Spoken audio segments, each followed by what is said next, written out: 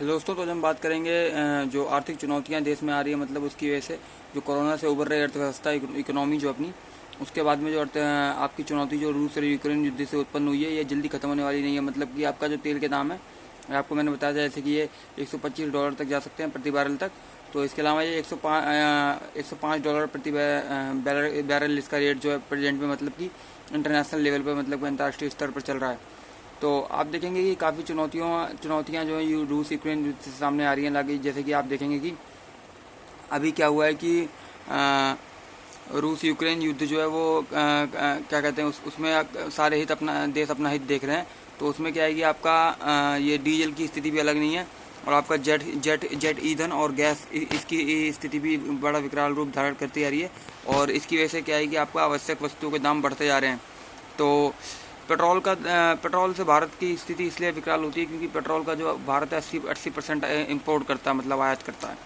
तो इसकी वजह से आवश्यक वस्तु के दाम भी बढ़ गए हैं। तो इसकी वजह से आवाजाही प्रभावित हो रही है। तो भारत में एक और कारण है पेट्रोल की वजह से समस्या होने का, क्योंकि भारत में सुगम यातायात नहीं है। मतलब कि पब्लिक जो फैसिलिटी मतलब आने जाने की, वो रोड बाकी व्यवस्था मतलब ठीक नहीं है। तो इसकी वजह से काफ़ी और खर्चा भी आता है। और दूसरा अगर आप देखेंगे तो इसकी वजह से क्या कहते हैं कि क्रूड ऑयल की वजह से आपका इसका जो वैकल्पिक जो ऑप्शनल सोर्स है, जैसे कि आप क्या कह सकते हैं, आपका हाइड्रोजन हो गया, ग्रीन हाइड्रोजन, इलेक्ट्रिक व्हीकल्स, इन पर भी मतलब कि पूरी तरह से प्रगति भारत में नहीं हो पाई है।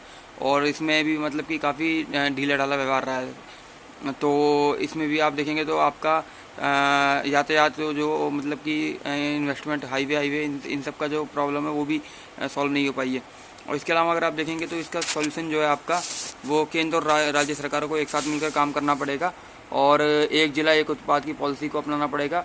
और आपका उद्योग जगत को भी चुनौतियों का सामना करने के लाना पड़ेगा, क्योंकि अभी देखा है कि जो उद्योग जगत है वो जो माल बनाते हैं, वो उनका जो मतलब कि क्वालिटी है वो बिल्कुल डाउन होती है। मतलब कि आपकी क्वालिटी देखेंगे तो आप बिल्कुल गिरी हुई होती है क्वालिटी से। मतलब कि इंटरनेशनल लेवल पे जो क्वालिटी मतलब कि मैन्युफैक्चर जो गुड्स हो रहे हैं, मतलब जो प्रोडक्ट बन रहे हैं, वो वैसी क्वालिटी नहीं रख पाते हैं। मतलब अपने जो मतलब कि ट्रेड ऑर्गेनाइजेशन है, मतलब कि अपने देश के जो बिजनेस है, व्यापारी लोग हैं।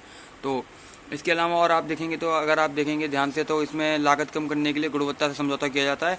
तो इसकी वजह से क्वालिटी में डिफेक्ट आ जाता है और भारतीय उत्पाद कहीं टिक नहीं पाते अंतर्राष्ट्रीय मोर्चे पर। मतलब और निर्यात करने के लिए, एक्सपोर्ट करने के लिए हमें इंटरनेशनल लेवल के प्रोडक्ट्स बनाने पड़ेंगे, जिसमें भारत काफ़ी पीछे है अभी। तो इसके लिए आत्मनिर्भर भारत के तहत काम करना होगा। और दूसरा आपका देखेंगे पब्लिक और प्राइवेट सेक्टर को एक साथ काम करना पड़ेगा, जिससे सारी चुनौतियों का सामना हम कर सकें। और ना इस समस्या मतलब कि अर्थव्यवस्था पे जो चुनौती, इकोनॉमी पे जो अपनी जो मतलब चैलेंजेस आ रहे हैं मार्केट से, सो उसको हम मतलब जल्दी से जल्दी इसका सोल्यूशन ढूंढ सकें और कर सकें। और चीन से जो आयात हो रहा है, ये भी काफ़ी आपका समस्या उत्पन्न करता है। तो चीन के आयात का हमें ये विकल्प तलाशने के अलावा इसका खुद निर्माण भारत में करना होगा। जैसे कि सेमीकंडक्टर चिप्स का जो प्रॉब्लम हो रहा है, उसकी वजह से काफ़ी समस्या आ रही है। तो बस दोस्तों, आज के लिए इतना ही। फिर अपना आप लाइक, शेयर, सपोर्ट, सब्सक्राइब और कमेंट, और आपका क्या कहते हैं कि